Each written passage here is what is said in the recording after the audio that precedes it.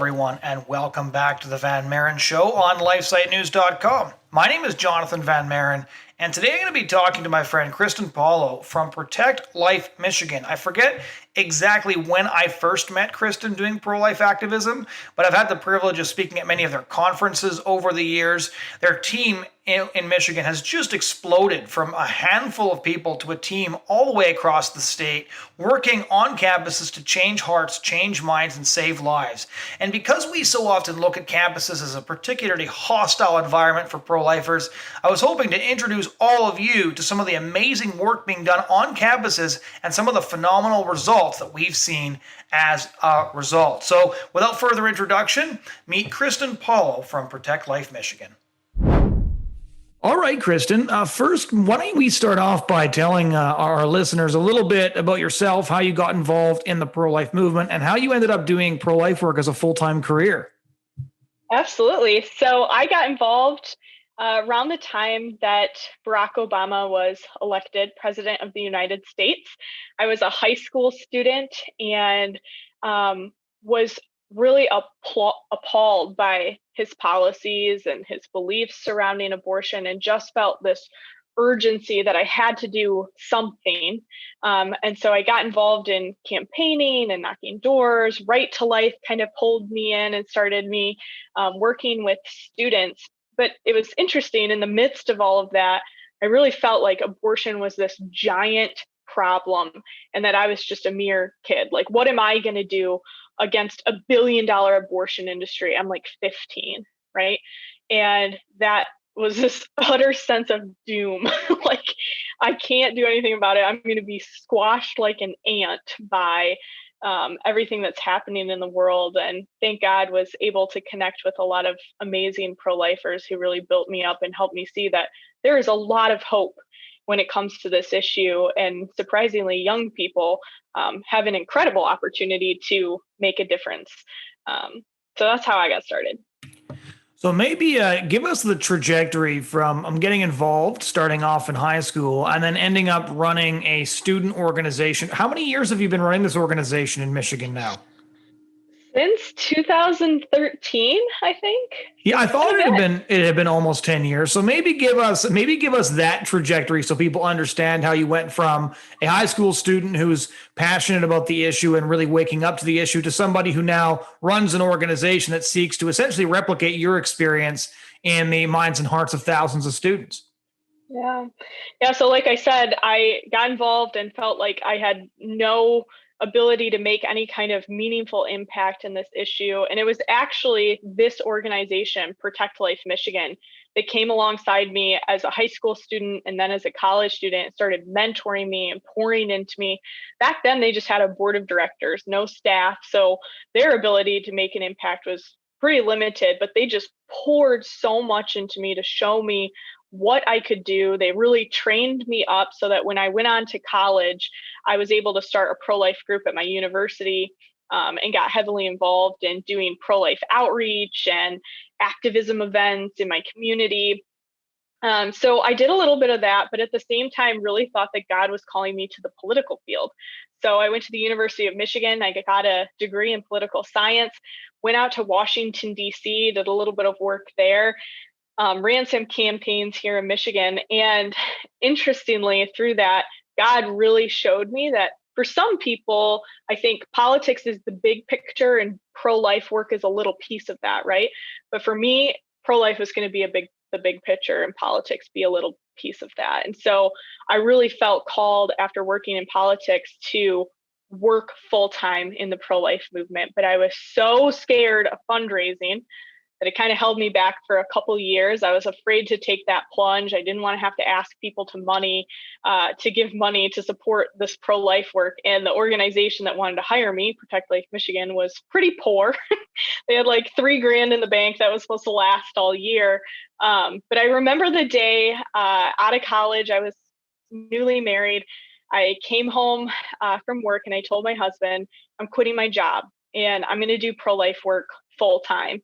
And he was like, no, you're not, because you're the breadwinner and that's not going to work. Like, we're going to have to sell the house. But I figured it out. And I think what God has shown me through all these years is like, if you really care about doing a good job in whatever it is he's called you to do, you surround yourself with good people, you can learn how to do it. Like, he's going to equip you for what he calls you to.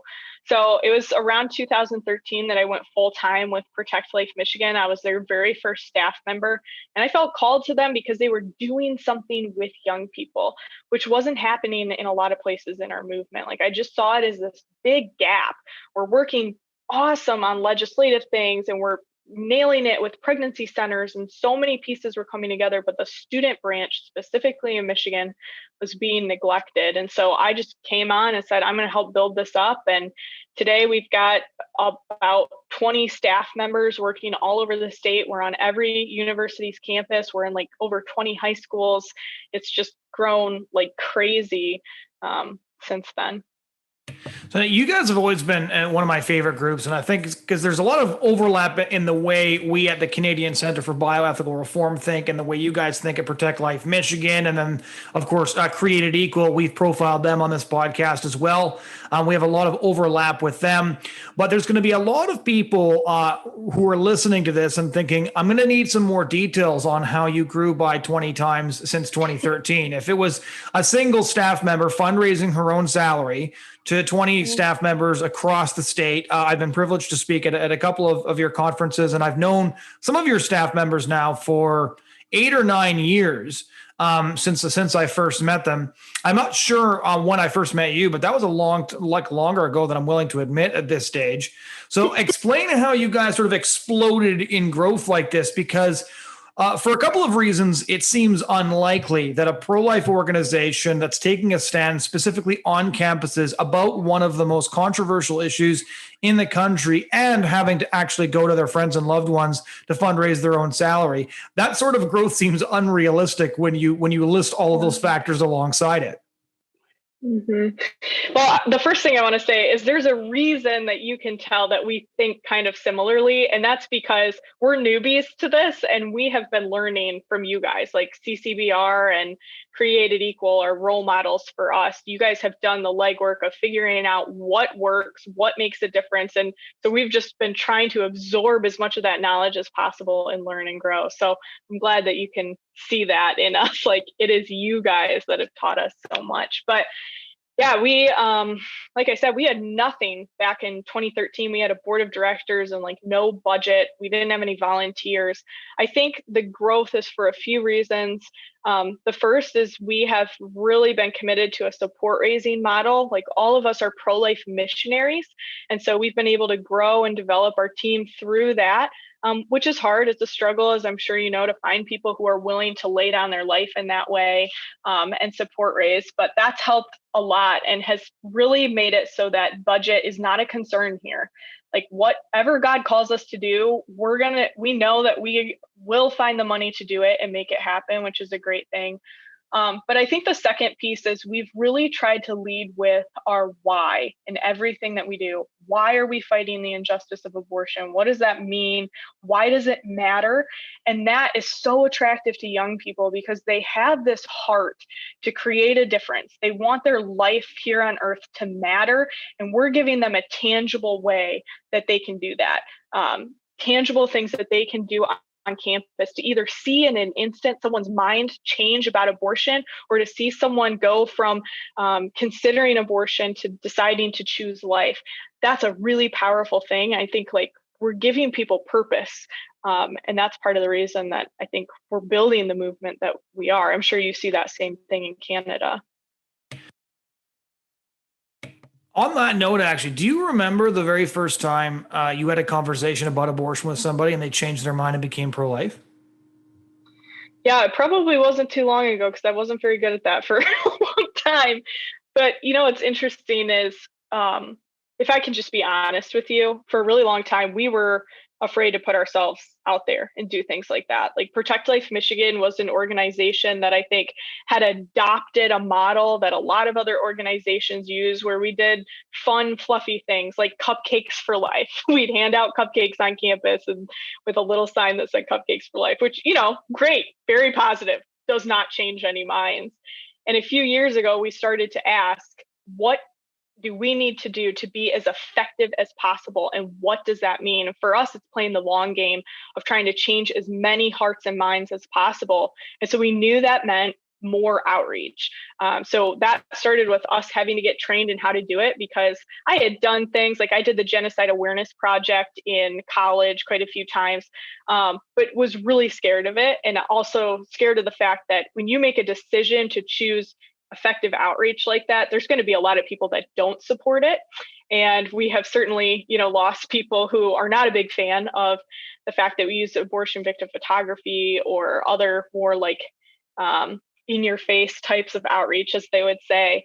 But that all goes to say that my first heart change was probably only a handful of years ago. Now, since then, we've changed thousands and thousands of minds on abortion, not just me, but hundreds of students all over the state. But it's been this growth that we've really had to come into the last few years, because frankly, we were too scared not that long ago. This is a new thing.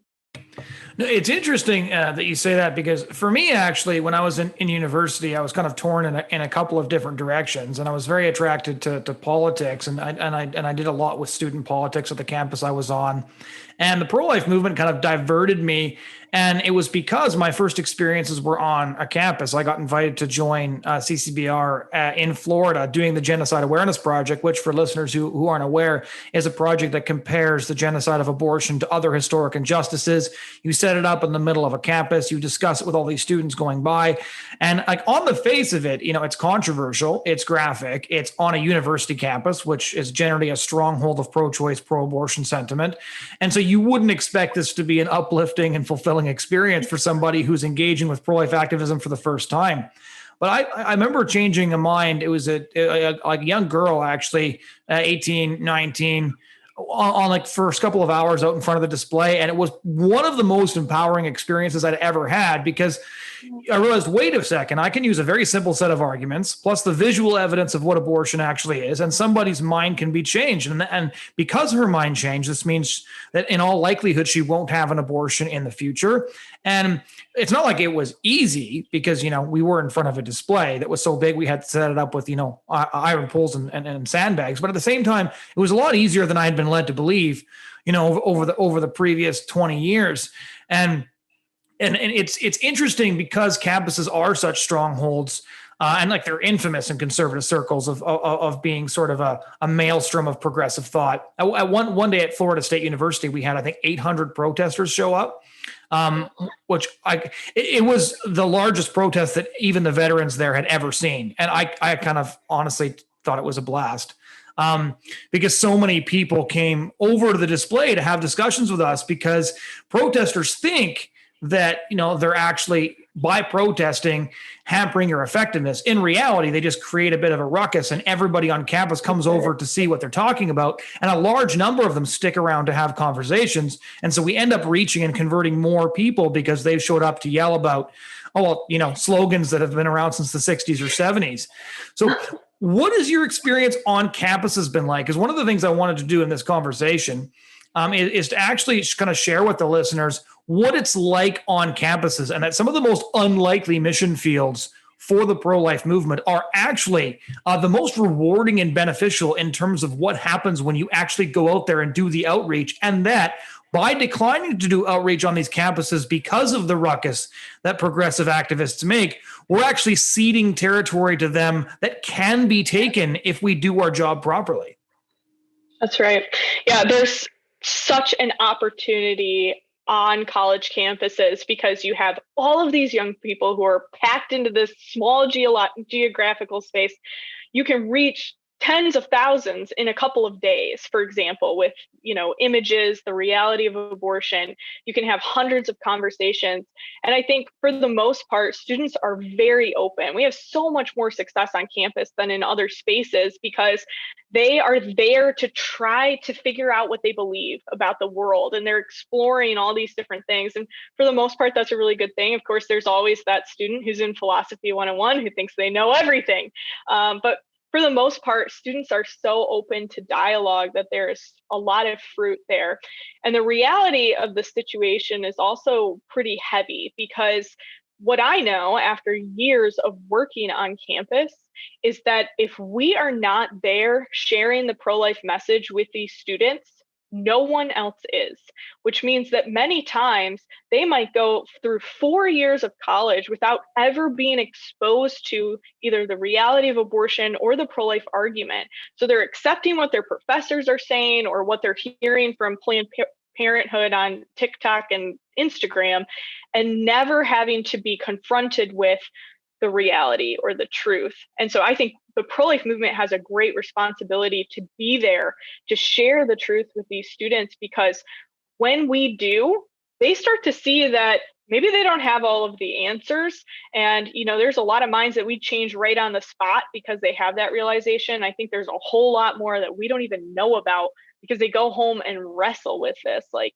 I can't reconcile what I heard today with this bumper sticker slogan that I've accepted for the last few years. No, that's a really good point you make, because one of the experiences we've had on returning to the same campuses year after year is we'll get to hear about an impact that we made a couple of years back. Like, I remember we had one girl come up to us at a campus, and this was in Florida again, who said that she'd been one of the big debaters a previous year and didn't like us, and still didn't like us actually. But because the picture stuck in her head, when she found herself pregnant, she couldn't have an abortion, even though she still called herself pro-choice. I'm like, I don't really care what you call yourself, right? You didn't have an abortion, which was the point. We had another one too, who was a nursing student actually, who had debated 4 or 5 of us actually in one day, just angry, thought we were all jerks, couldn't believe that we were showing these pictures. But the way she put it really stuck with me. She said, the pictures followed me home. And once she got home, she Googled an abortion procedure video. She started looking at all these different things. And she came back the next year just to let us know that she was so glad we'd been there, that she changed her mind. She'd become pro-life. She was talking to her friends. And so you get to find out like years later that, there's children are alive because you were on campus, that people whose minds didn't change on the spot, because it takes a lot of humility that most undergrads, including myself at the time, did not have to admit you're wrong on the spot, to come out of the gate yelling and shouting and being arrogant about your position, and then realizing through discussion that your position was actually the wrong one.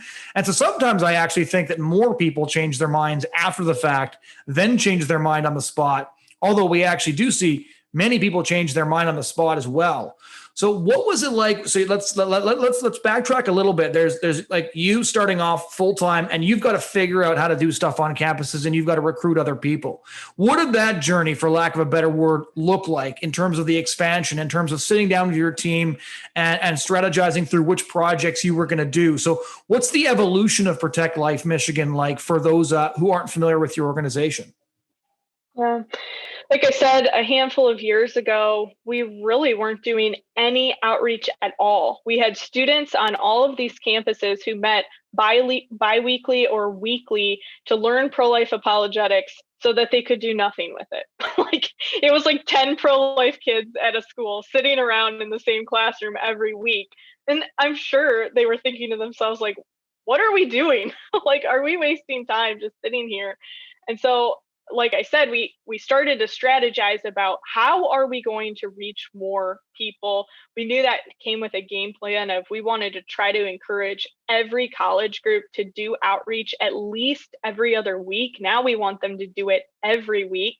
And we use a lot of different methods. So we have some tabling displays that just have like a very basic sign that says, should abortion remain legal? And people can come up and vote. Or we have questions like, is abortion a human injustice or a reproductive right? And then, of course, we have abortion victim photography and other things like that. And we cycle through these so that, there's students who are so mad about AVP that they're never going to have a conversation with us, but maybe they're going to come talk to us at one of these other tabling events. So we use a lot of different strategies, but for a long time, we really shied away from abortion victim photography because it scared us, and our students hated it. They didn't want to use it. But we started just running the numbers. So we would have groups like Created Equal come in, and we would track statistically how many people we reached, how many minds were changed, how many people protested, whatever.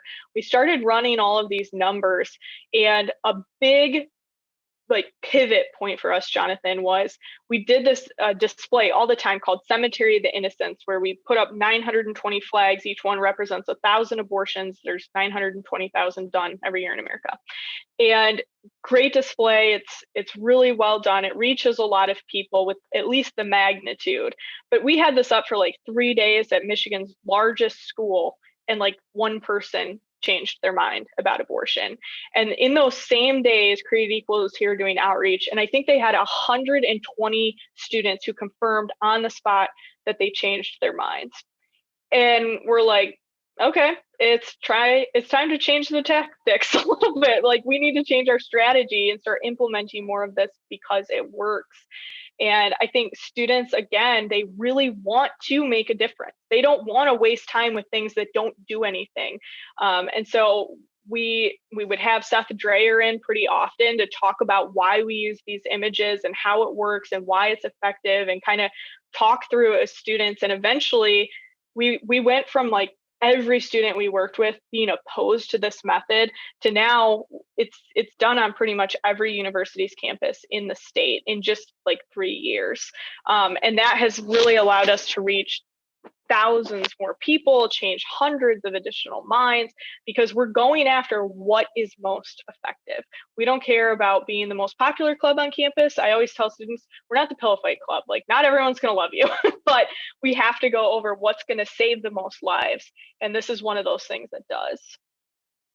And I think like focusing on effectiveness is obviously essential, because if we believe lives are hanging in the balance, which we do, well, that has to be one of our key standards, that anything that's moral and effective should be pursued. And I always find the debate back and forth about the effectiveness of the images really boils down to whether or not you've tried it, because nobody who's ever done one of our projects with us still thinks they're ineffective. They may not prefer it. Who does prefer it, right? Like, who enjoys having people get angry at them? Anybody who enjoys people getting angry at them probably shouldn't be doing the project, because it's not like we're not out there to troll people. We're out there to actually change their minds. But the history of social reform indicates that as Greg Cunningham says, liked reformers are rarely effective, and effective reformers are rarely liked, right? Like, I actually had this conversation at one presentation on our strategy to a group of donors, where one of them said, but past movements that used imagery, were very popular. Just think of Martin Luther King Jr. And I had to break the news to him that MLK got shot. Because a lot of people just look at how popular Wilberforce and MLK and all these great heroes are now, and don't realize that they had to go through a period where they were physically assaulted, walked with bodyguards, everybody hated them, to get to the point where it was actually acceptable to tell the truth. Because the truth in a culture where lies are the standard is not going to be popular. And so I do always wonder when people say, well, this just makes people mad at us. I always wonder, how do they expect us to approach a controversial issue without any controversy? That just doesn't seem to make a lot of sense to me. But I love what you said there about testing the results, because for us, we always say that as well. We don't use imagery because we want to, or because we used it last year and the year before. We only do it because it works. However, if we found a method of outreach that was more effective than AVP, we would switch tomorrow, as long as we could prove it through data, through anecdotal conversations, because it's not about it being moral and right to use these images. It's about these images being the most moral and effective means to bring an end to abortion.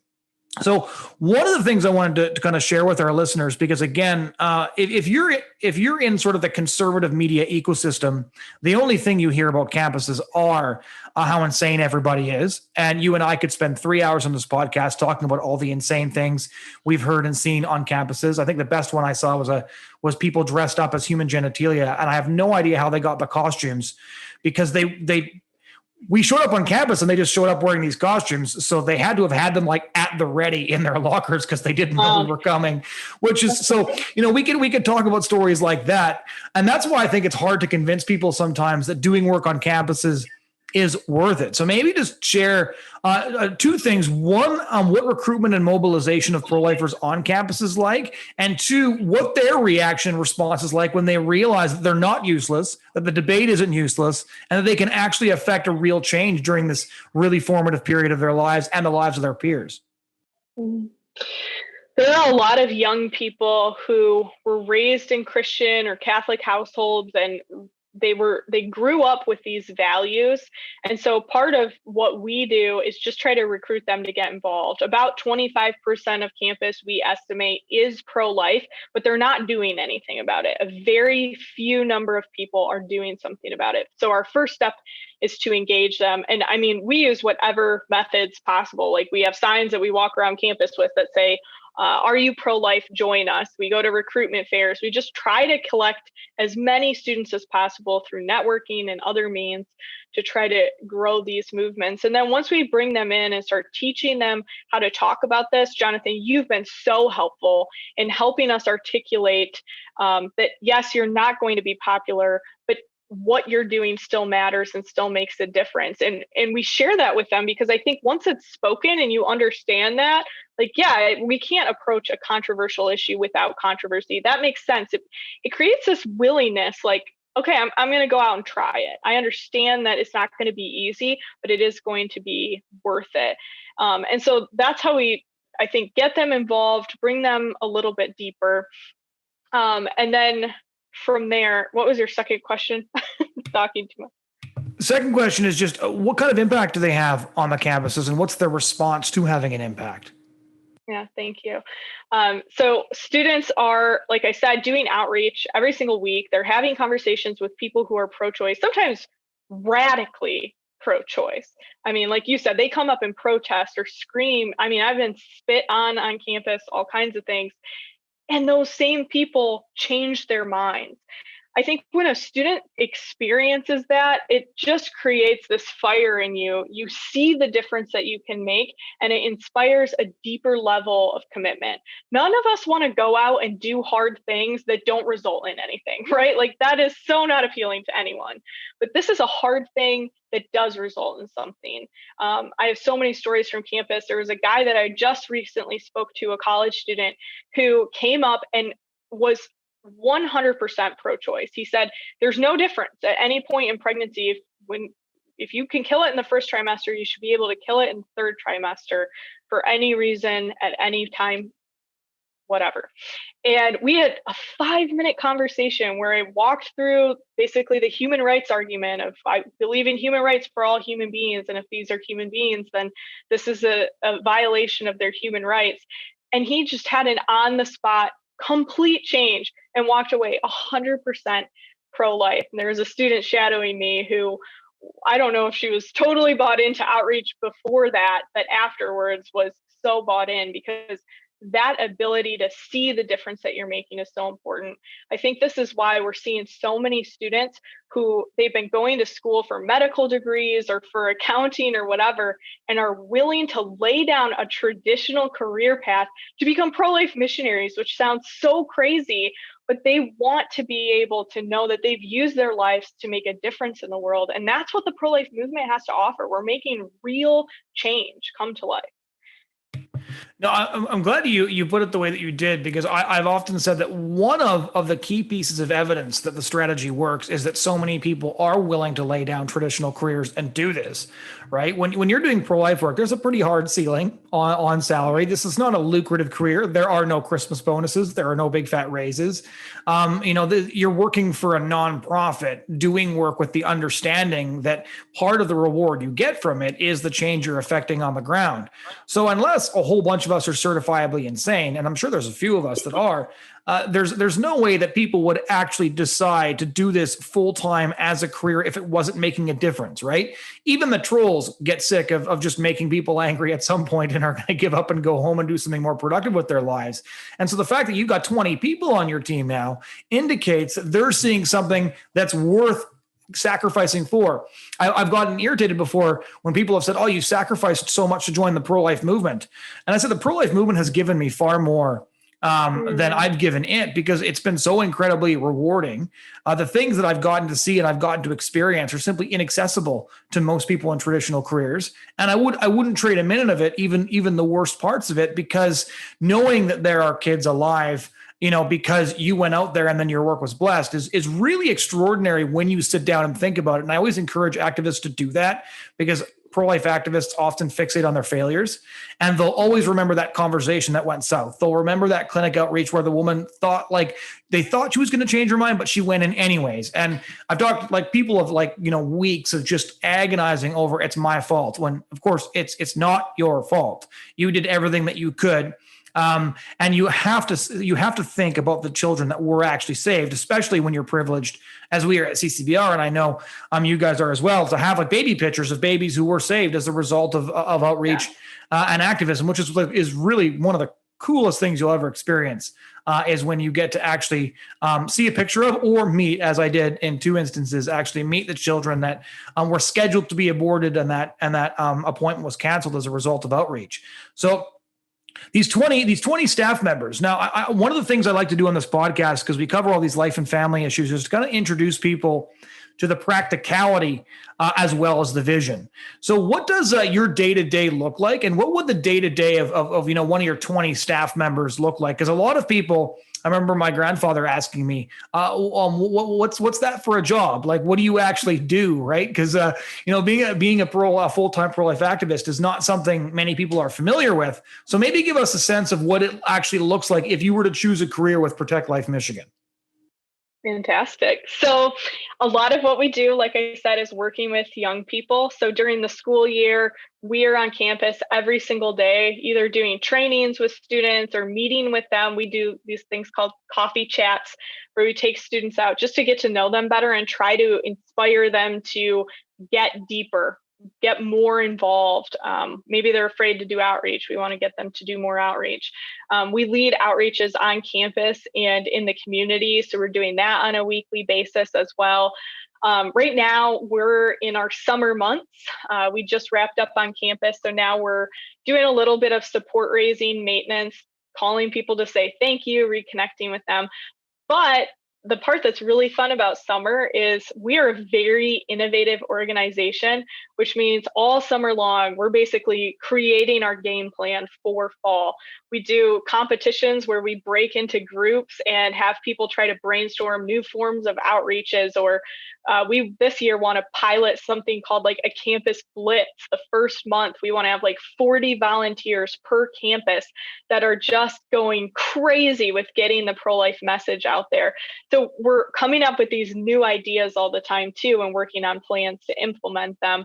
So I always tell people, if you're going to come work at Protect Life Michigan, you want to be someone who really likes change, because no 2 days look the same, no 2 years look the same. We're always chasing after what is the next big thing we need to do to be more impactful. How can we grow? How can we expand? So you have to like change. You have to be innovative, because like you said, if there is something out there that is better than what we're currently doing, we owe it to the unborn to figure out what that is and go after it. So innovation, change, we work hard and really try to own what we do. Like every school is different. So you kind of have to create a custom game plan to reach the students at a Christian school or at Hillsdale College versus Michigan State University or University of Michigan, where I went, where I think it's probably like 95% pro-choice. But so I would say most days we're out meeting with students. If we're not, we're back in the office brainstorming better ways to do that.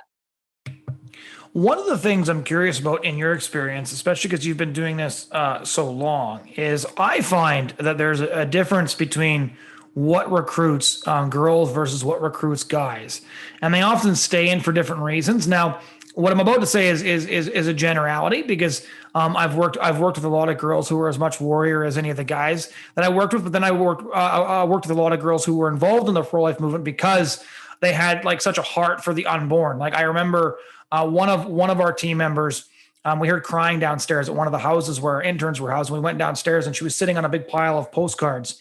And she was sobbing, and my colleague asked her, like, what's wrong? And she just said, whose idea was it to rip up babies anyway? And she was just so grieved and torn apart by what this was all about. And then we had a lot of guys whose response to that was it offended their protective instinct. It made them angry, and it made them want to fight, where there's, a victim that's being protected from a dragon, Jordan Peterson mythology. You can go through the whole thing. There's a biblical case that explains it as well. So again, this is a generality, because I've seen guys and girls have different reactions to it. But I was wondering if you saw any difference between what really motivates and inspires the guys versus what motivates and inspires the girls, or if it's pretty standard across the board. It's hard to say. I think everyone has their own reasons. We talk about this a lot on our team. Like, how do you stay inspired, especially on the weeks where you spend a lot of time behind your computer, typing away? Like, what keeps you fighting? I think that we have seen a lot more guys get involved since we've started doing more outreach, because I think it's that tangible impact, like you said, that feeling like you're protecting, you're fighting, you're a warrior, that really does make a difference. But I see that we have a lot of feisty women that are with us on staff or in the students as well. So I think it's probably all across the board, but I think ultimately, as I keep saying, the fact that you're doing something with your time, with your energy, your talents and resources, where you can see a tangible impact. I think whether you're a man or a woman, that really speaks to someone's heart. We're so dismayed by everything happening in the world around us today, but on the abortion issue, there is real change being made. And I think everyone has a desire to be a part of something like that. So just because this is a question that almost everybody needs to be asked at this stage in the game, how did you guys weather the COVID-19 crisis, especially because, if I'm not mistaken, your governor had you guys pretty much locked in your houses for a couple of months, although I do see that she just apologized for breaking her own rules. So that's fun. Well, yeah, that one was rough, wasn't it? It's been a week for her, I think. But yeah, here in Michigan, we've had some pretty strict lockdowns and measures taken by the governor. At times, worse, like the worst in the nation. In fact, I just had a guy visit here from California who was like, I was so excited to leave California where it's been so restricted. I had no idea it was going to be worse in Michigan. So I'll choose my words carefully here and say we bent the rules at times through COVID. There were a lot of universities that had lockdowns in place. They told students, we had students at a few schools who were told that if they left their dorm rooms, they could get a fine or they could be suspended or even expelled. And there were students that still went out and did community outreach with us despite that. Now, they probably didn't wear their college t-shirt when they did, but nothing held them back. So we really, going into it, said, if abortion doesn't stop, neither do we. We are not going to slow down on outreach. We're not going to slow down on training. We wanted to be in person as much as possible. So a lot of our meetings ended up being hybrid. We'd be in person and then people could Zoom in if they wanted to. But I worked at Michigan State University this last year with that student group, and we just met in a church on campus since we couldn't have a classroom, and we would do our outreach directly across the street from campus instead of on campus. Same group of students, just about 20 feet further away. And so essentially, we weren't going to let this prevent us from changing minds and saving lives. What we're doing is too important. And so we just continue to find safe ways to do it, no matter what the rules were at the time. I just want to double back to something you said a little bit earlier, because I think this is important for those trying to understand the pro-life movement. When you said, people trying to figure out how to stay motivated day by day. And I think a lot of pro-life activists go through this because when you join, it's all new. And you're experiencing all these incredible things and you're seeing minds change and it's a real high, but people get used to anything. So I remember like the first couple of years on campus, every time I got a philosophy major, I'm like, this is great, right? Philosophy majors taste like chicken. It's more fun. You're working through those arguments. They're more complicated. But like 5 or 6 years in, they would just irritate me because I'm like, I don't want to spend a half an hour talking to you when I could talk to 3 people who are more likely to change their mind, but I'm going to waste it talking through some analogy that you thought up that you think is profound when actually it's just a total waste of all of our time. And so like you end up kind of getting sick of certain things, and you have to sort of readjust, and you get used to different things. And one of the things I've said a lot in meetings to pro-lifers who are realizing 3 or 4 years in that it's not always the same high. It's not always, the adrenaline rush. It's not always as exciting as it was before. That it's kind of like the difference between dating the pro-life movement and being committed to it. Sometimes you're committed to something because you're committed to it, not just because everything's new and fresh and exciting each individual time. So you do it because you know what's true, you know what's effective, as long as you're constantly testing to ensure that that is in fact the case. But just like the difference between dating and marriage, your commitment is really what matters at the end of the day. How do you guys actually keep yourselves committed, keep your eyes on the prize, keep focus on what actually matters, and get your team through, especially like during COVID? I know that for a period there, not only your group, but a whole bunch of groups were having a pretty rough time. Yeah. The first thing we do is hire you.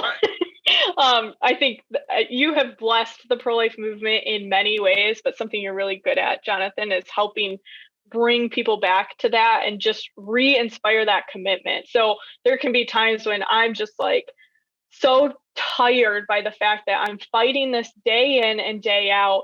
But either cracking open your book or having you present to my team has been something that has really helped us. And if other organizations are listening, I would encourage them to bring you in to do just that.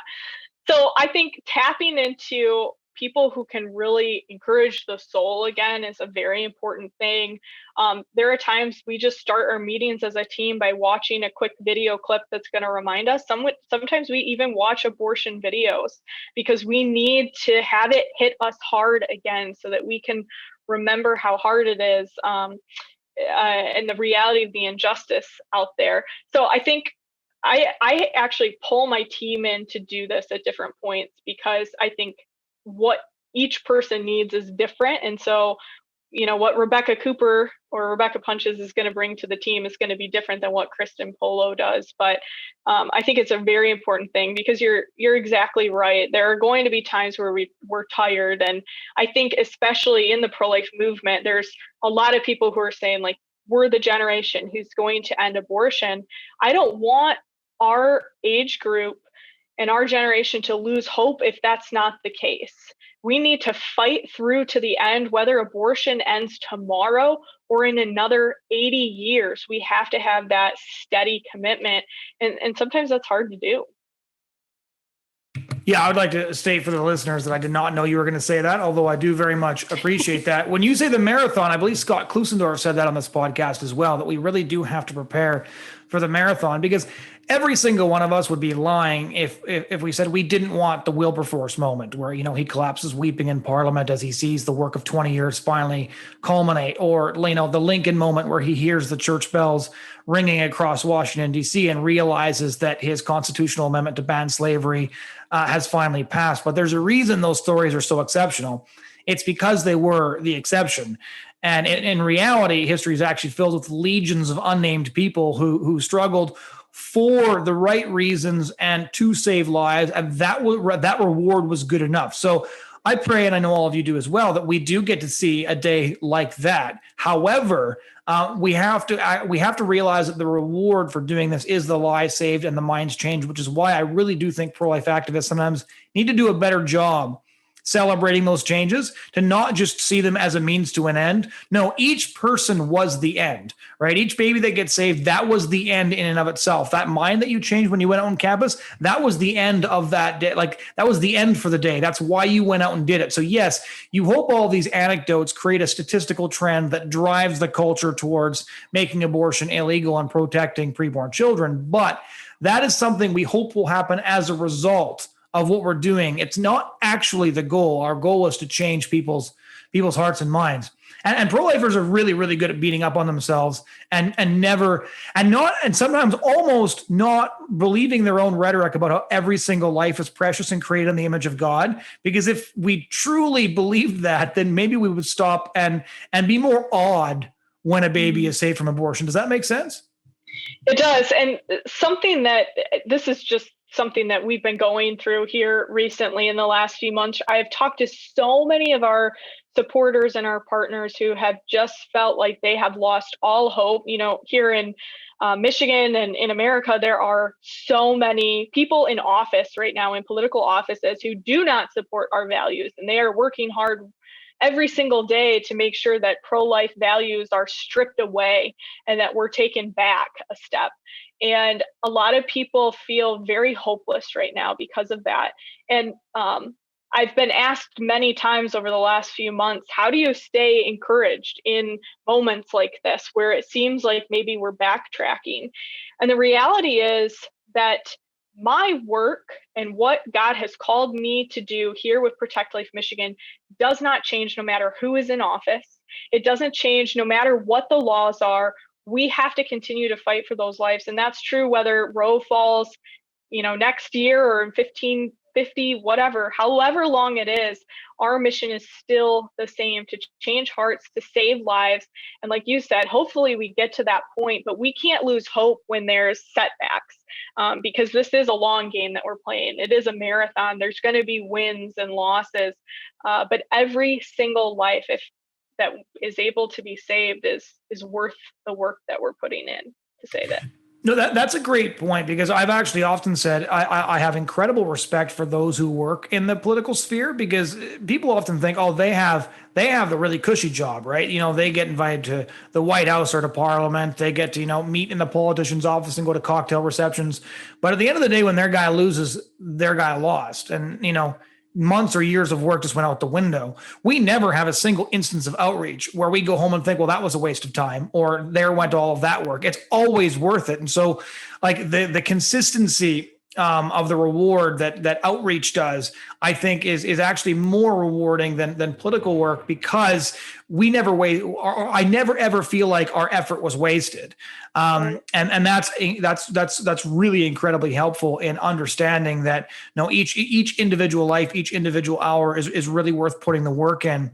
And it's interesting because pro-lifers have to be careful not to outsource our job to the politicians either, right? Because it's very easy for people to stay at home and say, well, the congressman or the senator, or the executive, like it's their job to do this. Well, there's a lot of babies out there who yes, all babies need legal protections, but there are some babies that just need you. And when you go out onto campus, when you go on the street and you talk to somebody and she changes her mind, decides not to have an abortion, that baby didn't have a law to protect his or her life, but that baby had you, and it turns out you were good enough. It worked, and that was actually blessed to save that baby's life. So I think pro-lifers sometimes have to just remember, all babies need laws, but some babies need you, and you better be out there making sure you're talking to people so that those who are considering abortions and those babies who could be saved are saved by your work. Yeah, there are so many people who see abortion as a political issue. And I hear that all the time on campus when we ask, what do you think about abortion? They're like, oh, well, I'm not really into politics. But again, there are so many pieces of this movement, and they're all important. We need legal protections. We have to keep fighting for that. But at the same time, we need pregnancy centers. We need outreach organizations. We need people who are working with young people and old people and everywhere in between. That's how we're going to overcome the culture that we're in. That's how we're going to win this battle, if we continue to fight it on all fronts. It's a lot more than just politics. Final question for all of our listeners who are interested: where can they find the work of Protect Life Michigan on social media? What's your website? Just let people know where they can get in touch with you. Yeah.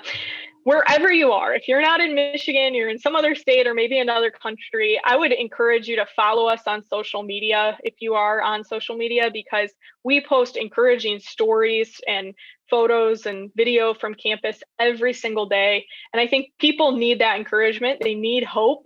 And so you can find us at Protect Life MI. That's our handle on Instagram, Facebook, Twitter. We're on TikTok now. And then if you'd like to check out our website, you can go to protectlifemi.org. But again, I would really encourage you to follow along. We want to show you what it's like to actually be on campus and have you hear and see the stories of real people who are making real change in a place where it's so important to do so. Well, Christen, thank you so much for coming on the show and talking about all of your work. Yeah, thank you so much for having me.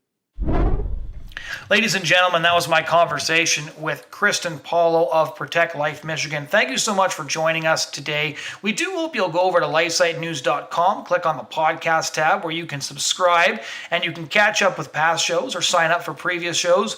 We're telling the stories of members of the pro-life movement. We're analyzing abortion in countries around the world. We're looking at life and family issues, and we do hope you'll take the time to join us. Thanks so much for listening this week, and we do hope you'll join us again next week.